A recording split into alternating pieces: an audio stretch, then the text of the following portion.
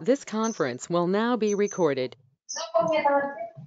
मूकं करोति वाचालं पङ्गुं लङ्घयते गिरिं यत्कृपातमहं वन्दे परमानन्दमाधवम् अपि स्वशक्त्या तपसि प्रवर्तसे शरीरमाद्यं खलु धर्मसाधनम् कनिष्ठिकाधिष्ठितकालिदासो यदुक्तवान् तत् अहमत्र वक्षे उत्तिष्ठमायुर्वेदस्य स्वस्थस्य स्वास्थ्यरक्षणम् आतुरे रोगमुक्तिश्च द्वयमेतत् प्रयुज्यते योगशास्त्रे धुना किन्तु न तस्य प्रयोजनं द्वयोर्मोक्षप्राप्तिः स्यात् योगो मोक्षप्रवर्तकः स्वास्थ्यं च रोगमुक्तिश्च मोक्षप्राप्तिस्तथैव च सम्यक् अध्ययनेनैव आयुर्योगस्य तद्वत्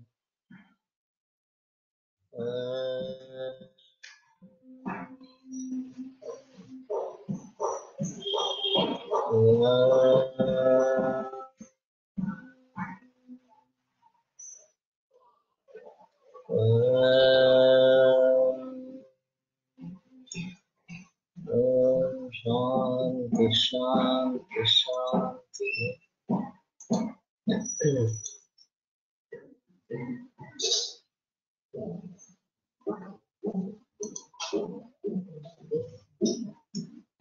प्रथमोऽध्यायः समाधिपादः अथ योगानुशासनं योगश्चित्तवृत्तिनिरोधः तदा द्रष्टुस्वरूपेव स्थानं वृत्तिसारूप्यमितरत्र वृत्तयः पञ्चत्रयः क्लिष्टाः प्रमाणविपर्य विकल्पनिद्रास्मृतयः प्रत्यक्षानुमानागमाः प्रमाणानि विपर्य मिथ्याज्ञानम् अतद्रूपप्रतिष्ठं शब्दज्ञानानुपातिवस्तुशून्यो विकल्पः अभावप्रत्यालम्बना वृत्तिर्निद्रा अनुभूतविषया सम्प्रमोषः स्मृतिः अभ्यासवैराग्याभ्यान्तनिरोधः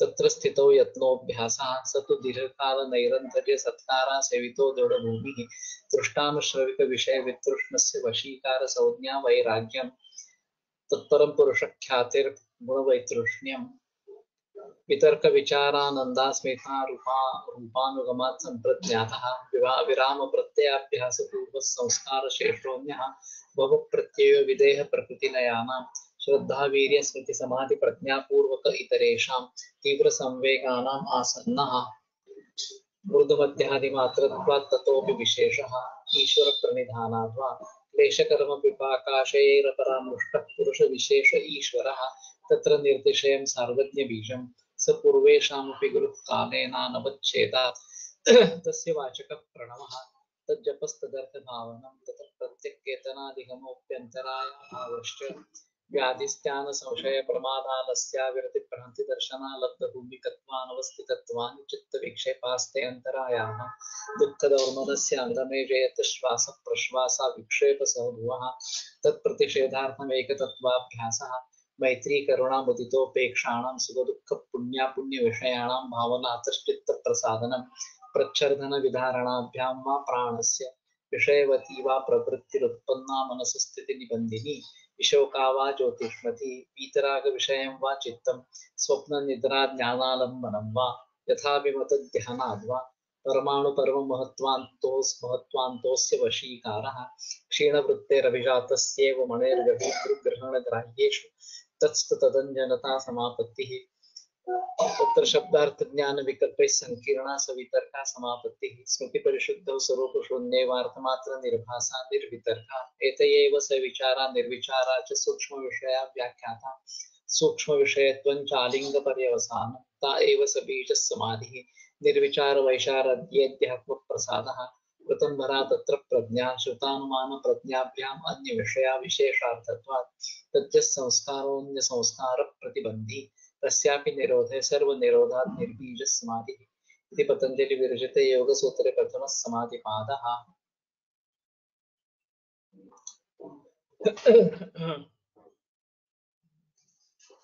तो उपोद्घात आपण वाचत होतो भूमिका अशा स्वरूपाची आणि बराचसा भाग पुढचा सांख्य जे द्वैतवादी अशा स्वरूपाचे आहेत तो सांख्य योग आणि पतंजली योगसूत्रातला अद्वैत योग या विषयीचा उहापोह मोठ्या प्रमाणामध्ये केला गेलाय तर आपण वाचण्याचा एकदा प्रयत्न करूया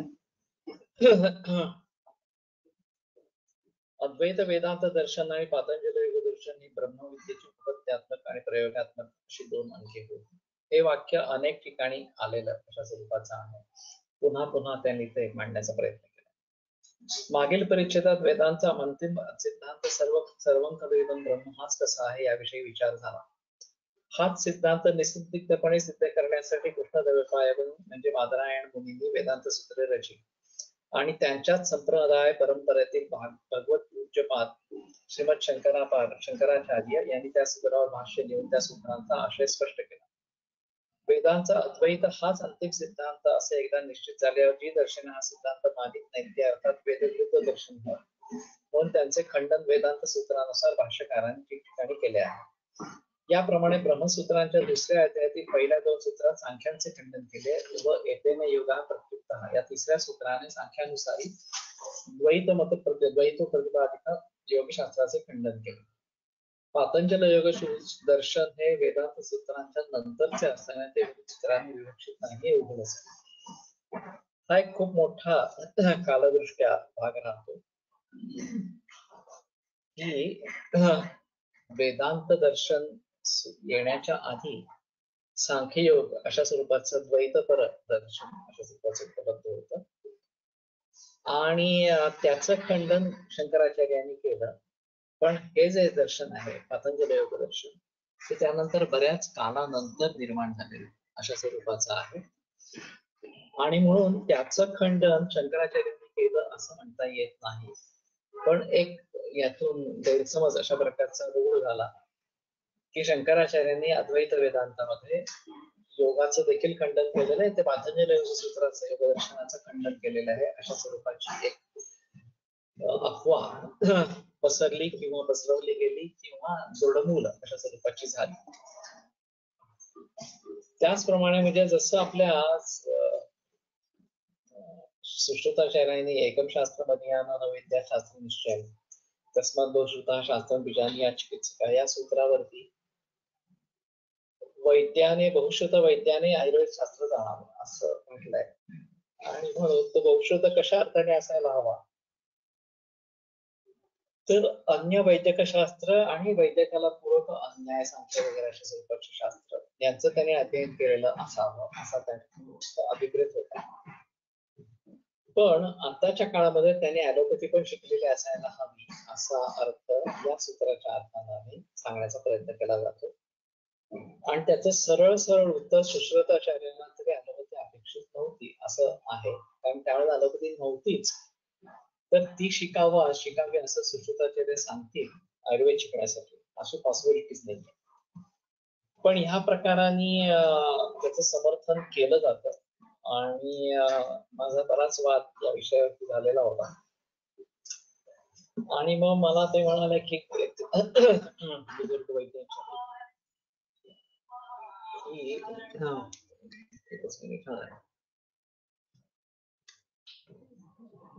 हॅलो, माझं ते नेमकं एक ऑनलाईन लेक्चर चालू नेमकं एक ऑनलाईन लेक्चर चालू आहे आता 5 नंतर करू मी आपल्या चालेल नंतर करू.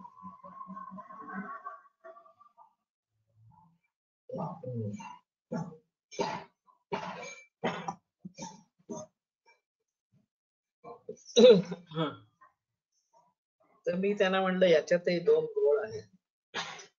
एक तर म्हणजे आधुनिक वैद्यकच का शिकायचं, तर मला म्हणलं की आत्ताच्या काळाला अनुसरून ही जी प्रचलित वैद्यक आहे ॲलोपॅथी विशेषतः हे शिकायलाच पाहिजे, त्याच्याशिवाय आयुर्वेद कळणार नाही. म्हणलं फक्त ॲलोपॅथीच का शिकायची, होमिओपॅथी शिकावी, नॅचरोपॅथी शिकावी, आणखी काही तर एकी बिकी अशा सर्वच्या गोष्टी पण शिकाव्या. तर त्याला ते काहीच त्यांनी उत्तर दिलं नाही आणि मी म्हणलं हे फक्त आमच्यावरती कंपल्शन का, ॲलोपॅथीच्या माणसाने पण आयुर्वेद होमिओपॅथी सगळं शिकावं ना अशा स्वरूपाचं. तर त्याला ते म्हणले की त्यांनी मूर्खपणा केला म्हणून आपणही मूर्खपणा करायचा. मी म्हणलं त्याला मूर्खपणा केला असं वाटत नाही, आपल्याला वाटतं ना, त्याचा दोन्ही मोठा फरक आहे. त्या लोकांना असं वाटतच नाही की त्यांना दुसरं काहीतरी शिकायला पाहिजे. अर्थात हे मेजॉरिटी क्लासचा उद्देश नाही, काही ॲलोपॅथीचे लोक खूप आयुर्वेदाचा प्रचार प्रसार करतात आणि आयुर्वेद चांगलं शास्त्र आहे ते शिकायला पाहिजे असं म्हणतात. पण हे अपवाद आहे. अगदीच थोडी लोक अशा स्वरूपाचे आहेत. तर सांगण्याचा तात्पर्य अर्थ असा की जे शास्त्र नंतर उदयाला आलंय त्याच्याविषयीच खंडन मंडन अद्वैत वेदांत दर्शन कसं काय करणार, ते करू नाही शकणार अशा स्वरूपाचं, आणि म्हणून ते खरं तर अपेक्षित नाही. पण बऱ्याच लोकांनी त्याचा चुकीचा अर्थ लावला अशा स्वरूपाचा. त्याचप्रमाणे ते निर्विकल्पक समाधीद्वारा अद्वय आत्म्याचा म्हणजे अद्वय ब्रह्माचा साक्षात्कार करून देणारे असल्याने ते अद्वैत वेदांत दर्शनाला सर्वथा अनुकूलच होय, याविषयी दुमत असण्याचे वास्तविक खरे तर कारण. ग्रंथ व ग्रंथकार यांच्या पौरापर्याची अंतर्बाह्य प्रमाणाने चिकित्सा करणे ही बाब पाश्चात्य विज्ञानांकडून आपल्याकडे आली आहे. अर्थात त्यात त्यांनी असंही केलंय की आपल्याकडचं सायन्स हे खूप नंतर आलेलं आहे आणि त्यांच्याकडचं सगळं आधी आलेलं आहे असं मांडण्याचा पाश्चात्यांनी खूप मोठा प्रयत्न केलेला आहे, जो निखालच चुकीचा अशा स्वरूपाचा आहे. पण आताचे इतिहासकार पाश्चात्य मतानुसार जातात आणि त्यामध्ये घोळ अशा स्वरूपाचे होतात. आपल्याकडील प्राचीन विज्ञानांपुढे ती नव्हती. अशा चिकित्सेच्या अभावी ब्रह्मसूत्रांमागून कित्येक शतकांनी किंवा सहस्र वर्षांनी नांदलेल्या पतंजलीचे योगशास्त्र येथेने योगा प्रत्युक्त या सूत्राने प्रत्युक्त झाले अशी समजूत रूढ झाली, पण चुकीची आहे. पतंजलींचा अष्टांग योग निर्विकल्प समाधीद्वारा आत्मसाक्षात्कार करून देत असल्याने प्रकृत ग्रंथातील सर्व सूत्रांचे विवेचन अद्वैत वेदांताला अनुसरून केले आहे. पातंजल योगशास्त्र द्वैत प्रतिपादक शास्त्र आहे. जी मूळ समजूत आहे ती जर वस्तुस्थिती असेल तर अद्वैत वेदांताला अनुसरून केलेले सर्व विवरण चुकीचे ठरेल, आणि या अष्टांग योगशास्त्राचा अद्वैत वेदांताशी केलेला समन्वय जर बरोबर असेल तर पतंजलींच्या योगशास्त्राला द्वैत प्रतिपादक शास्त्र मानणे योग्य होणार नाही. त्यामुळे या प्रश्नाचा जरा विस्ताराने विचार करणे आवश्यक आहे.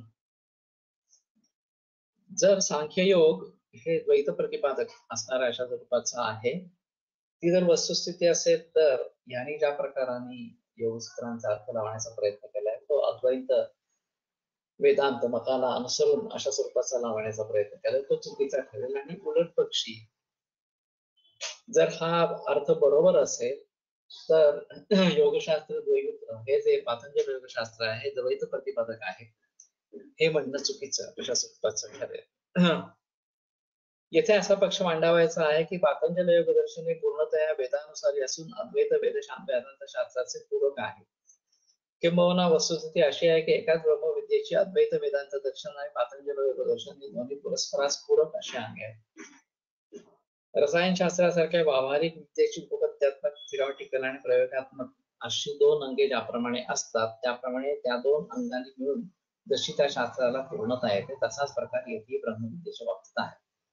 म्हणजे तिचे अद्वैत वेदांत दर्शन हे भूपत्यात्मक अंग असून योग दर्शन हे प्रयोगात्मक अंग होय व दोन्ही अंगांनी मिळून ब्रह्मविद्येला पूर्णता येते. तर अद्वैत वेदांत दर्शन हे थिओरॅटिकल किंवा तात्विक बैठक देणार आणि पातंजल योगसूत्र हे त्याचं प्रायोगिक अशा स्वरूपाचं किंवा त्याचं प्रॅक्टिकल सांगणार अशा स्वरूपाचं आहे. आणि दोन्हींनी मिळून ब्रह्मविद्येला पूर्णत्व अशा स्वरूपाचं प्राप्त होत. ज्याला ब्रह्मविद्येचे संपूर्ण फल प्राप्त करून घ्यावयाचे असेल आणि जो अधिमात्र तीव्र संवेगवान उत्तमाधिकारी नसेल त्याचे अद्वैत वेदांताचे परिशीलन आणि योगशास्त्रानुसार योगांगाचे प्रत्यक्ष अनुष्ठान या दोहोंचा आश्रय समन्वयानेच केला पाहिजे. तर एक ज्ञानमार्ग आणि एक ह्या प्रकारचा कर्ममार्ग पातंजल योगसूत्राचा. तर केवळ ज्ञानमार्गाने आणि केवळ कर्ममार्गाने पण खरं तर सिद्धी होऊ शकेल असं आहे. पण ज्याला उत्तम अधिकारी तो उत्तम अधिकारी नसेल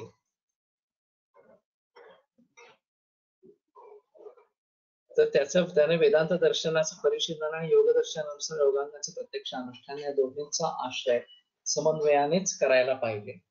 तसे जर तो न करील तर नुसत्या अद्वैत वेदांत दर्शनाच्या अभ्यासाने त्याला परोक्ष शब्द ज्ञान होईल पण आत्मसाक्षात्कार होणार नाही.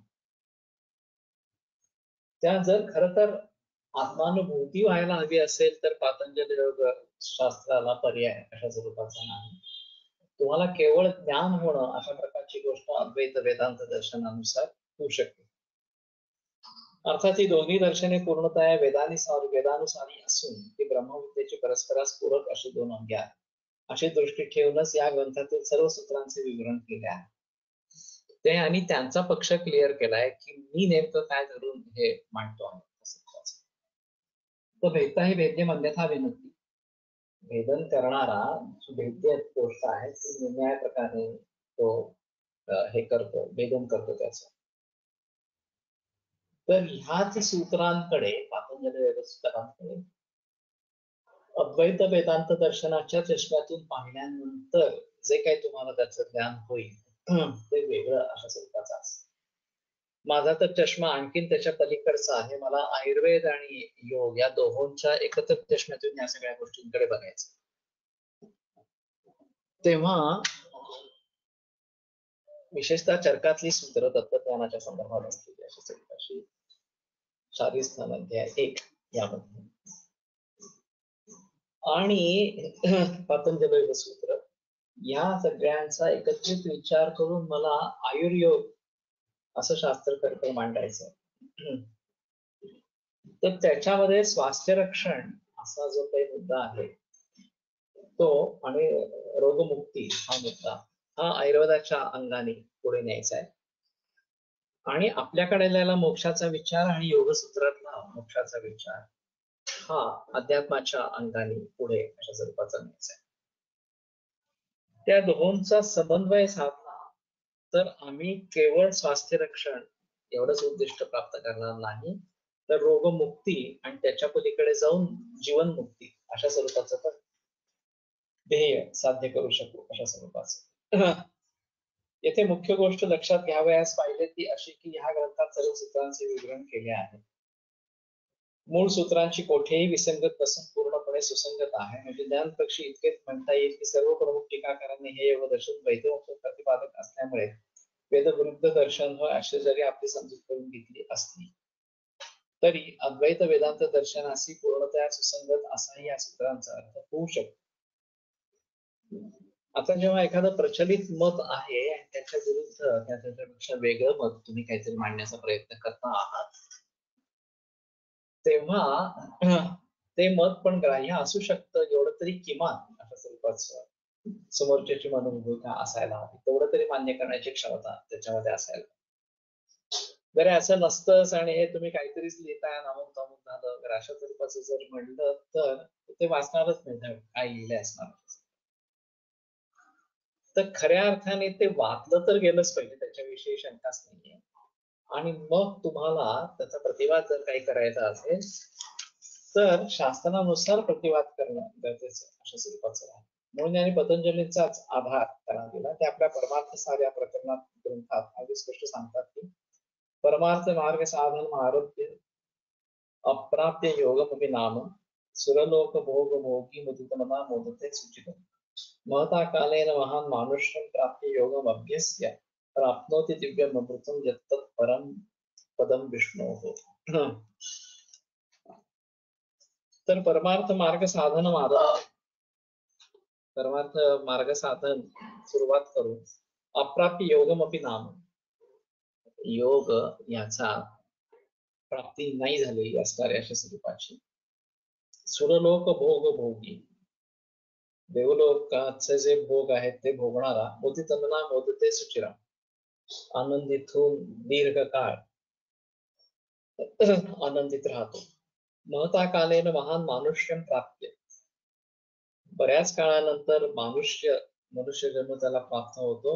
योगम अभ्यास्य आणि मग योगाचा अभ्यास करून प्राप्नोति दिव्यम अमृतम यत् परमम पदम विष्णोः. दिव्य अमृत अशा स्वरूपाचं जे विष्णूचं परमपद त्याची त्याला प्राप्ती अशा स्वरूपाची होती. ही विधाने खुद्द योगदर्शन कर्त्या पतंजलींचीच असल्याने आणि गीतेतील 6व्या अध्यायातील तत्रतम बुद्धी संयोगम फलभते पूर्वदेहिकम इत्यादी वचनांचा तंतोतंत अनुवाद करणारे असल्यामुळे वेदांत आणि ही दोन्ही शास्त्रे अद्वैत ब्रह्मविद्येची अंगे होत असा सिद्धांत मांडण्यास आम्हास कसलाही संदेह वाटत नाही. तेव्हा या ग्रंथात वर्णन केलेले योगसूत्रांचे विवरण अद्वैत वेदांत दर्शनानुसार केले आहे हे वरील सिद्धांत लक्षात घेता योग्यच.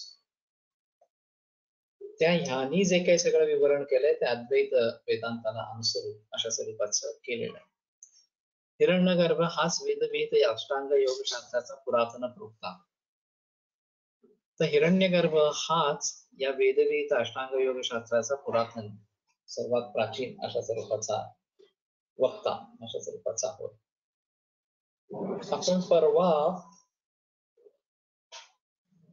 शरद वाचत असताना कुठेतरी हिरण्यगर्भाचा रेफरन्स आला मला आठवत नाहीये. तो एकदा पुन्हा बघूया अशा स्वरूपाचा. योगाचा प्रवक्ता हिरण्यगर्भ होय असे याज्ञवल्क्य स्मृतीत सांगितले आहे. ऋग्वेदाच्या 10व्या मंडळातील 120व्या सूक्तामध्ये 10 ऋचात हिरण्यगर्भाचे महात्म्य वर्णिले आहे. त्यातील पहिल्या 2 ऋचा येणेप्रमाणे हिरण्यगर्भ समवर्तदाग्रे भूतस्य जातः पतिरे आसीत् सदाधारस पृथ्वीं ज्ञामुदेमां कस्मै देवाय हविषा विधेम. हिरण्यगर्भः हिरण्मयः अंडः गर्भवत्यस्य उदरे वर्तते सो असो सूत्रात्मा हिरण्यगर्भः. त्या सोनेरी अंड असं ज्याच्या गर्भाप्रमाणे उदरामध्ये स्थित आहे असा तो सूत्रात्मा हिरण्यगर्भ या स्वरूपाचा होय. समवर्तक अग्रे प्रपंचोत्पत्ती हे प्राक या सगळ्या सृष्टीच्या निर्मितीपूर्वी तो होता असणार अशा स्वरूपाचा. समवर्तत मायाध्यक्षात शिशुक्षोह परमात्मना समज आहे. तो मायाध्यक्ष असं जे परब्रह्म तर त्याच्यात शिशुक्षोह परमात्मना त्याने परमात्म्याची निर्मिती केली आहे, निर्मिती करण्याची इच्छा केली अशा स्वरूपाची तो निर्माण झाला. तर परमात्मा हा समज आहे. परमात्म्यापासून तो निर्माण झाला हिरण्यगर्भच आहे. सच जाता जातमात्र एव एका अद्वितीय सन तो उत्पन्न झाल्या एकमात्र एकद्वितीय अशा स्वरूपाचा झाला. भूतस्य विकार जातस्य ब्रह्मांडादय सर्वस्य जगता. तो संपूर्ण ब्रह्मांडाचा पती अशा स्वरूपाचा झाला. पतीही ईश्वर हा असेल तो ईश्वर झाला. न केवलम पतीही असेल अपितर्हि तस्य हिरण्यगर्भा पृथ्वीं नाम द्याम दिवम उत अपि च. तर तो आधार झाला पृथ्वी आणि स्वर्ग या दोहोंचाही असणारा स्वरूपाचा.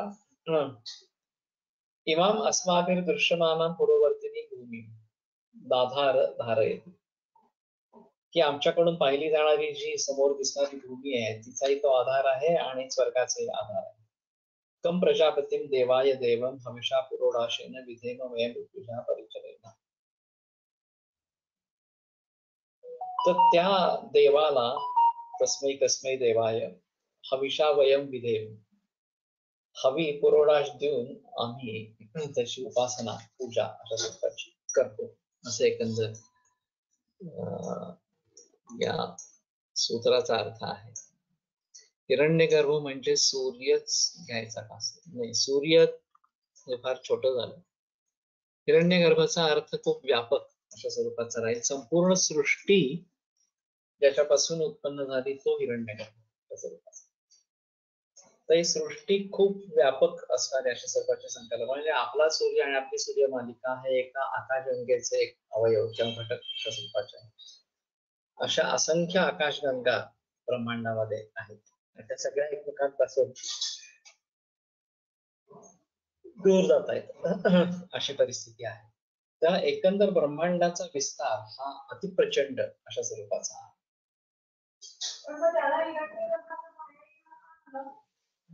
नाही माहिती आता ते का आलं अशा स्वरूपाचं, पण यांनी दिलंय वेदामधली ऋचा आहे हिरण्यगर्भ अशा स्वरूपाचा. आणि म्हणून य आत्मदा बलदा यस्य विश्वम उपासते अप्रशिषण यस्य देवाः यस्य छायामृतम यस्य मृत्यु कस्मै देवाय हविषा विधेम. य प्रजापती आत्मनाम दाता आत्मदाः बलदाः बलानाम दाता. तो आत्मा देणारा बल देणारा म्हणजे जीव निर्माण करणारा बल देणारा अशा स्वरूपाचा आहे. यस्य प्रशिषण प्रकृष्टम शासनम आज्ञा विश्वे सर्वे प्राणिनः उपासते सेवते. त्याचं प्रकृष्ट शासन, त्याची आज्ञा जी आहे सर्व प्राणी मात्र पालन करतात. तथा देवा अपि तसे प्रशस्य प्रशासन उपासते अपिच अमृतम अमृतत्वम. तो देव सुद्धा त्याच्याच शासनाखाली अशा स्वरूपाचे असतात आणि ते स्वतः अमृत अशा स्वरूपाचा आहे. तदपिच यस्य प्रजापते छाया छायेव वर्ती भवती. तर ते अमृत हे त्या प्रजापतीची जणू काही छाया अशा स्वरूपाचा आहे. मृत्यू अवश्य प्राणापहारी छायेव आणि मृत्यू हा देखील त्याची छाया अशा स्वरूपाचा आहे. तस्मै कस्मै देवाय पुरोडाशेन हविषाव्य मृत्यूजा परिचय. त्या कोणा देवाला आम्ही जे पुरोहित असणाऱ्या अशा स्वरूपाचे आहोत. ऋत्विक ते पुरोडाश किंवा आहुती देऊन त्याचा आम्ही वंदन करतो, त्याची पूजा अर्चा करतो. सर्व सृष्टीचे बीजरूप असं जे सुवर्णमय अंड गर्भाप्रमाणे ज्याच्या उदरात होते तो सूत्रात्मा हिरण्यगर्भ सृष्टीत्पत्तीपूर्वी सृष्टी उत्पन्न करू इच्छिणाऱ्या मायाध्यक्ष परमेश्वरापासून उत्पन्न झाला. तो उत्पन्न होताच केवळ एकमेव असाच होता. सृष्टी उत्पन्न होताच सर्व चराचर वस्तूंचा तोच अधिपती झाला. इतकेच नव्हे तर तो या विस्तीर्ण द्यूलोकाला आणि आमच्या पुढे दिसणाऱ्या सर्व चराचर सृष्टीला तोच धारण करता झाला. अशा या प्रजापती स्वरूप देवाचे परिचय द्या, त्याला पुरोडाश इत्यादी हवे अर्पण करून आम्ही करतो. तर हिरण्यगर्भाचा आपल्याकडे कुठेतरी उल्लेख परवा येऊन गेला होता, तुम्हाला आता आठवत नाहीये. प्राणीमात्राची ठिकाणी जो जीवात्म रूपाने प्रविष्ट झाला, सर्वांना ज्याने शक्ती दिली, सर्व वस्तुजात आणि देव देखील त्याच्या आज्ञा पाळतात. अमृतत्व आणि मृत्यू ही दोन्ही केवळ त्यांची केवळ छायाच होय. अशा या प्रजापती देवाचे परिचय द्या, पुरोडाशादी हवी अर्पण करून आम्ही करतो. पुढील 3 ते 10 या 8ही रुच्यात हिरण्यगर्भाचे अशाच प्रकारचे वर्णन आहे. 8व्या रुचेत या देवेश अधिदेव एक आसी, जो सर्व देवांमध्ये एकटाच वरिष्ठ असा देव म्हणजे देवाधिदेव ठरला आहे असे म्हटले आहे. हिरण्यगर्भ सूक्तात वर जे हिरण्यमय अंड म्हणून सांगितले आहे त्याचाच उल्लेख मनुस्मृतीत पुढील प्रमाणे केला आहे. तदंडम अभवत हैमम सहस्रांश समप्रभम तस्मिन् जज्ञे स्वयं ब्रह्मा स्वर्लोक पितामह. त्याचं एक अंड जे सोन्याचं आणि सहस्रांश समप्रभम सहस्र किरणासारखी ज्याची कांती प्रभा अशा स्वरूपाची होती आणि त्याच्यामध्ये स्वतः ब्रह्मा सर्व लोकाचा पितामह हा त्यामध्ये प्रकट निर्माण झाला अशा स्वरूपाचा. त्या हिरण्यगर्भाच्या ठिकाणी जे अंड होतं ते हजारो किरणांयुक्त असलेल्या सूर्याच्या प्रभेप्रमाणे तेजस्वी आणि सुवर्णमय होते. त्या अंडामध्ये सर्व लोकांचा पितामह जो ब्रह्मदेव तो उत्पन्न झाला. व या सर्व वर्णनावरून असे लक्षात येते की ऋग्वेदादिवेद त्याचे विश्वासभूत म्हणून श्रुती वर्णन केले आहे. तोच हा समयष्ट भीमानी सूत्रात्मा हिरण्यगर्भ होय. त्यानेच ब्रह्मदेवाला प्रथमतः वेदांचे प्रकाशन केले. यो ब्रह्मांडं विदधाति पूर्वं यो वै वेदांश प्रहिणोति तस्मै तमह देवात्मबुद्धी प्रकाशक सर्वे शरणमां प्रपद्ये. जो ब्रह्माचं पूर्वीपासून धारण अशा स्वरूपाचं करतो आणि त्याला वेदांचं पठण घडवून आणतो किंवा त्याला वेदांचं प्रकाशन करतो, त्या देवात्मबुद्धी प्रकाश अशा प्रकारच्या त्या हिरण्यगर्भाला मोक्ष असणारा अशा स्वरूपाचं मी शरण जातो. मला मोक्षाची इच्छा अशा स्वरूपाची आहे, त्यामुळे त्याला शरण अशा स्वरूपाचा. या श्वेताश्वतर श्रुतीवरून दिसून येईल सर्व विद्या त्याच्याच विश्वासभूत असल्यामुळे उपनिषद पुराणे इत्यादी ठिकठिकाणी जो योग सांगितला आहे त्याचा प्रवक्ता हिरण्यगर्भच होय असे जे आदिवासी स्मृतीत म्हटले आहे त्याचा खुलासा यावरून होतो. हिरण्यगर्भाने सांगितलेला हा योग वेदांचा अंतिम भाग जी उपनिषद आहे त्या ठिकठिकाणी विखुरलेला आहे. कठोपनिषदात योगशास्त्राचे स्वरूप येण्याप्रमाणे थोडक्यात पूर्ण केले आहे. यदा पंचावतिष्ठन्ते ज्ञानानि मनसा असो बुद्धिश्च न विचेष्टते तामाह परमांगती ताम योगमिति मन्यन्ते स्थिरां इंद्रिय धारणा. त्या स्त्रीला अशा प्रकारची इंद्रिय धारणा तिला योग अशा स्वरूपाचं म्हणतात. ज्या ठिकाणी पंच ज्ञानेंद्रिय आणि मन हे सगळं आणि बुद्धिश्च न विचेष्टते बुद्धीमध्ये पण काही हालचाल अशा स्वरूपाची होत नाही, तिला परमागती अशा स्वरूपाचं म्हणलंय आणि त्यांना योग अशा स्वरूपाचं म्हणतात. त्या आत्मस्थ मनसी स्थिर आहे असं चरकाचार्यांनी वर्णन केलेलं आहे. किंवा यांच्यामध्ये सविकल्पक समाधी आणि निर्विकल्पक समाधी यामध्ये आत्मा हा आलंबनाचा विषय अशा स्वरूपाचा होतो. पुढे तेही आलंबन त्यांनी गृहीत धरलेलं नाहीये, पण सुरुवातीला इतर आलंबनावरनं एक काहीतरी इप्सित अशा स्वरूपाचा आलंबन समोर ठेवायचं आणि त्याच्यावरती लक्ष केंद्रित करायचं आणि नंतर वितर्क विचार नुसतं विचार मनात आल्याबरोबर त्या प्रकारचं ध्यान लागणं अशा स्वरूपाची गोष्ट घडते आणि मग आनंद आणि मग अस्मिता अशा स्वरूपाचे जे काही समाधीचे संप्रज्ञात समाधीचे 4 टप्पे म्हणून सांगितले. त्याच्यामध्ये सानंद ही जी आहे ती पुढची अवस्था की तो आत्म्याचा आनंद फक्त घेतो आणि मग केवळ आत्मा त्या ठिकाणी आहे, अस्तित्व आहे आत्म्याचं एवढंच पुढे जाणवत अशा स्वरूपाचं नाव. याचप्रमाणे त्या उपदेशात 1-3-13 या मंत्राने योगाभ्यास कसा करावा ते येण्याप्रमाणे अगदी थोडक्यात सांगितलं. यच्छेदांत वांग मनसी प्राज्ञस्तच्छेद यच्छेद ज्ञानम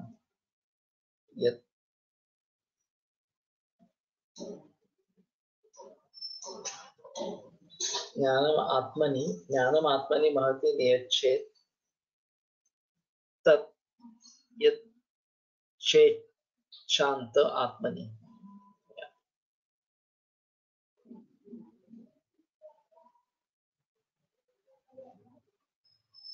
यच्छेद वांग मनसी, यच्छेद वगैरे नाही, यच्छेद प्राज्ञा.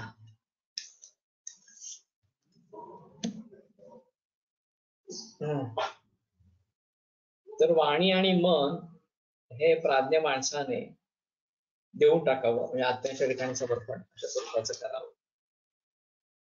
तर यच्छेद ज्ञानम आत्मनि ते आपल्याला ज्ञान देतं अशा स्वरूपाचं. ज्ञानम आत्मनि महती नियच्छेद हे ज्ञान आत्म्याच्याच ठिकाणी रूढ अशा स्वरूपाचं करावं. तर यच्छेद शांतम शांत आत्मनि ते जर शांत अशा प्रकारच्या आत्म्यामध्ये झालं तर यच्छेद शांत आत्मा, शांत आत्म्याच्या ठिकाणी ते ठेवावं. आलंबन हे मूर्त स्वरूपात असते, मग सर आत्मा हा जर आलंबनासाठी आहे तर आत्म्याला पण मूर्त स्वरूप आहे का असं नाही वाटत. आलंबन मूर्त स्वरूपामध्ये सुरुवातीला घेतलंय अशा स्वरूपाचं वितर्क विचार आनंद आणि सास्मिता अशा ज्या काही संप्रज्ञात समाधीच्या 4 होत्या तिथं अन्य आलंबनांपासून सोडवून एका विवक्षित आलंबनावरती लक्ष केंद्रित करण्यासाठी म्हणून एखादी मूर्ती तस्वीर अशा स्वरूपाची समोर ठेवावी आणि इंद्रियांना सुख होईल अशा स्वरूपाचे विषय सुगंध असेल किंवा प्रसन्न वातावरण अशा स्वरूपाचा असं करून सुरुवात करावी. इथं अन्य चित्तवृत्तींपासून मनाला परावृत्त करणं असा हेतू अशा स्वरूपाचा.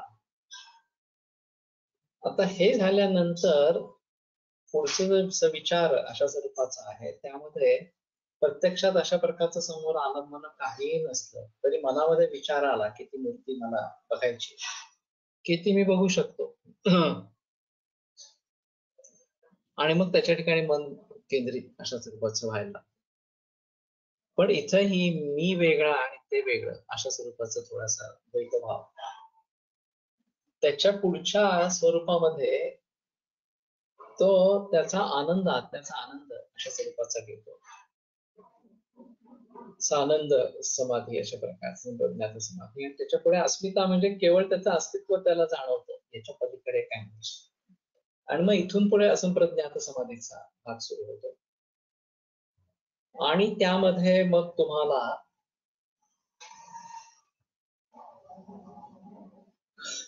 प्रकृती लय नावाची गोष्ट साधता येते आणि ज्यांच्या माध्यमातून आम्ही ज्ञान मिळवतो तिचाच लय करून टाकतो.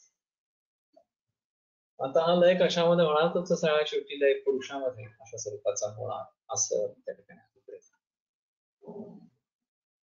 तर खोलात जाऊन विचार केला तर ज्या ज्ञान साधनाने आम्हाला आत्म्याचं ज्ञान होणार ती पण पुढे टिकत नाही. आणि फक्त मी आहे अशी जाणीव आणि त्याच्या पलीकडे जाऊन मग आपण स्वस्वरूपात अशा स्वरूपाचं गेलो काहीच राहत नाही. हा त्यातला महत्वाचा अशा स्वरूपाचा मुद्दा. येथे योगाचे स्वरूप योगाभ्यासाची दिशा या थोडक्यात दाखवली आहे. श्वेताश्वतरोपनिषदात निश्चितात हा विषय थोडा अधिक विस्ताराने वर्णनला आहे. आणि श्रीमद भगवद्गीता उपनिषद तर योग अभ्यास योग नामक 6व्या अध्यायात हे योगशास्त्र पुष्कळच पद्धतशीर व विस्तृत आणि शंका समाधानपूर्वक सांगितले. या वस्तुस्थितीला उद्देशूनच शंकराचार्यांनी ब्रह्मसूत्रामध्ये 2 भाषात सम्यक दर्शनाभ्युपायो हि योग वेदे विहिता श्रोतव्य मंतव्य निदिध्यास्तव्य. तर सम्यक दर्शनाचा अभ्युपाय अशा प्रकारचा हा योग वेदाने वर्णन केलेला वेदामध्ये तो ऐकावा मनन करावं आणि त्याचा ध्यास अशा स्वरूपाचा धरावा. त्रिही उन्नतम स्थाप्य समम शरीरे इत्यादीनाच्या आसनादी कल्पना पुरा सरंग बहुप्रपंचम योग विधानम श्वेताश्वतरोपनिषदि दृश्यते. लिंगाने वैदिकाने योग विषयाने सहस्रशा उपलभ्यन्ते ताम योगमिति मन्यन्ते स्थिराम इंद्रिय धारणा इति विद्यातेताम योग विधिं सकृष्ण एवं आदि. तेव्हा शंकराचार्यांना सुद्धा अद्वैत मतवादी अशा स्वरूपाचं योग अपेक्षित होता, माहिती होता. त्यांनी जे खंडन केलं ते द्वैत मतवादी अशा प्रकारच्या मताचं खंडन केलं, योगाचं खंडन केलं. त्याच्यानंतर बऱ्याच काळानंतर हा पातंजल योगशास्त्र उदयाला अशा स्वरूपाचा आला. अर्थात त्या बाबतीत कोलटकर सरांचं एक म्हणणं असं होतं की निरनिराळ्या प्रकारची तत्वज्ञान अस्फुट अशा स्वरूपामध्ये अस्पष्ट अशा स्वरूपामध्ये प्रचलित होते. चरकाचार्यांनी स्वभावपूर्ववाद सांगत असताना कुठेही क्षणभंग मांडलेला. चक्रपाणी दत्तांनी त्याचं विवेचन करत असताना क्षणभंगवादाला अनुसरून म्हणून विवेचन अशा स्वरूपाचा केलं. त्या चरकाचार्यांना क्षणभंगवाद अपेक्षित होता का नव्हता हा प्रश्न अनुत्तरित राहतो. कदाचित असूही शकेल, पण तेवढं व्यक्त स्वरूप त्याला आलेलं नव्हतं आणि म्हणून त्याच्या नावाने उल्लेख करावा असं चरकाचार्यांना नाही वाटलं. चक्रपाणी दत्तांना असं वाटलं की बाबा हे क्षणभंगवादाच्या आधाराने जास्त चांगलं स्पष्ट करता येत आहे आणि मधल्या काळामध्ये क्षणभंगवाद एस्टॅब्लिश झालेला अशा स्वरूपाचा होता आणि म्हणून क्षणभंगवादाला अनुसरून चक्रपाणी दत्तांनी त्याचं विवरण केलं. पण तसं बघायला गेलं तर यथाभूत तथा भाव विपद्यते, जसा निर्माण झाला तसाच तो भाव नाश पावतो अशा स्वरूपाचं. आणि निरोधे कारणम तसे नाही पास्ते नैवान यथा क्रिया, की त्याला अडवताही येत नाही, त्याच्यावरती काही संस्कार करून बदलही घडवता येत नाही असणार अशा स्वरूपाचं. उत्पन्न झालेल्या भावाच्या बाबतीत काही करता येत नाही, त्याचा नाश स्वाभाविकपणे आपोआपच होत असतो. पण नवीन भाव जो त्याचप्रमाणे उत्पन्न होतो त्याला तुम्ही हेतू टाळले तर तो तेवढ्या प्रमाणात निर्माण होणार नाही आणि ग्रॅज्युअली रोग कमी होत जाईल अशी त्याच्यावरची धारणा. तेव्हा हा सगळा भाग लक्षात घेऊन आताच्या परिस्थितीमध्ये आम्ही असं ठरवायला पाहिजे की त्या वेळेला जी शास्त्र रूढ झाली होती आणि जी रूढ झालेली नव्हती पण त्याच्या संदर्भात ते विचार विमर्श आहे. तसं अद्वैत वेदांत मतानुसार योगशास्त्र रूढ झालेलं नव्हतं, पण शंकराचार्यांना त्याची कल्पना होती आणि त्यांनी द्वैत मत प्रतिपादक अशा प्रकारचं योगशास्त्र रूढ झालं होतं त्याचं मात्र खंडन केलं. ह्याच्याविषयी त्यांनी काही म्हटलेलं नाही आणि पुढे बऱ्याच काळाने हे शास्त्र म्हणून एस्टॅब्लिश झालं पातंजल योगदर्शन या स्वरूपाचं अशा स्वरूपाचं. पण त्याही वेळेला काहीतरी संकल्पना त्याच्याविषयी होती असा त्याचा अर्थ राहतो.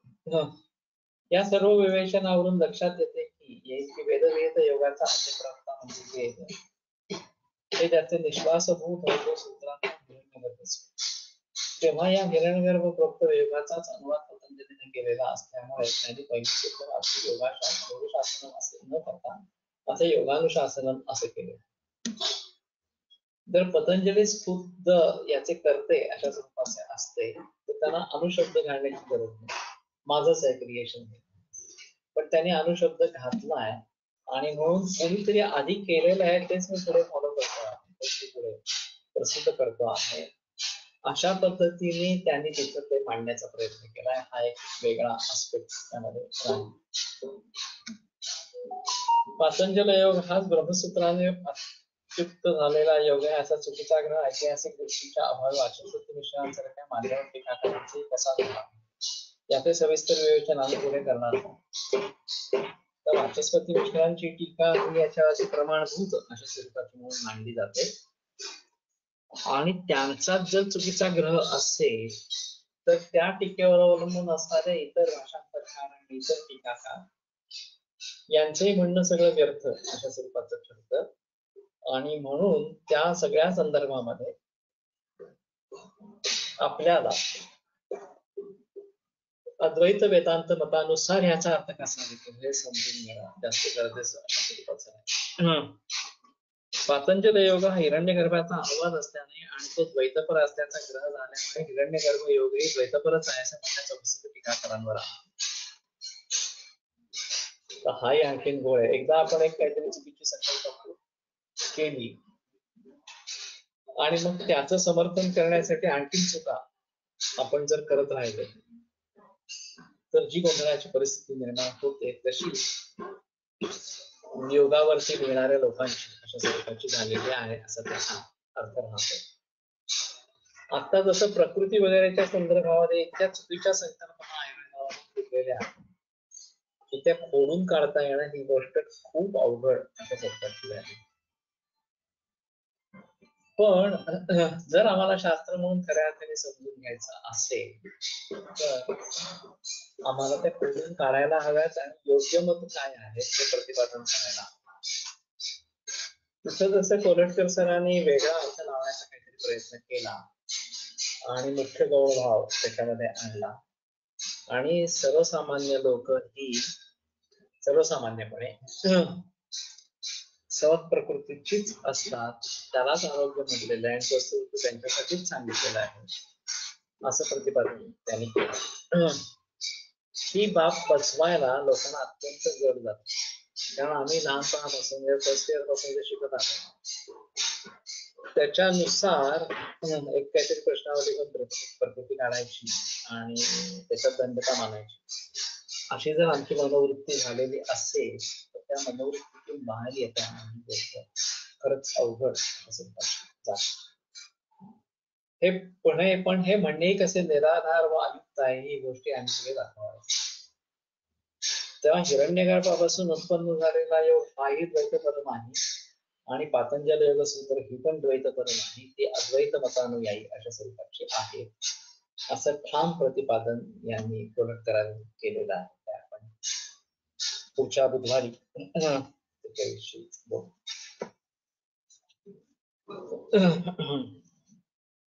10 वेळा ओंकार आणि मग धन्वंतरीचा जप करूया.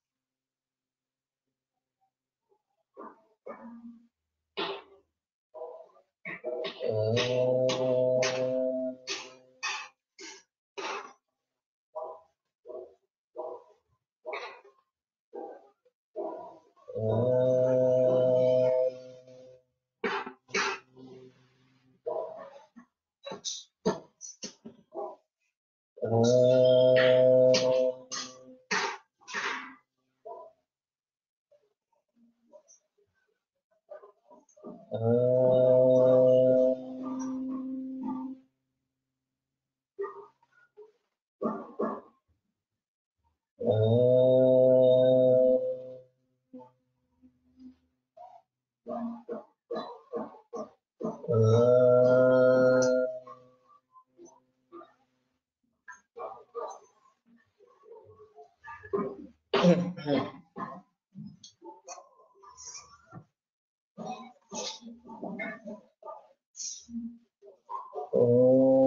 धन धन्वन्तरये ॐ धन धन्वन्तरये ॐ धन धन्वन्तरये ॐ धन धन्वन्तरये नमः ॐ धन धन्वन्तरये नमः ॐ धन धन्वन्तरये नमः ॐ धन धन्वन्तरये नमः ॐ धन धन्वन्तरये नमः ॐ धन धन्वन्तरये नमः ॐ धन धन्वन्तरये नमः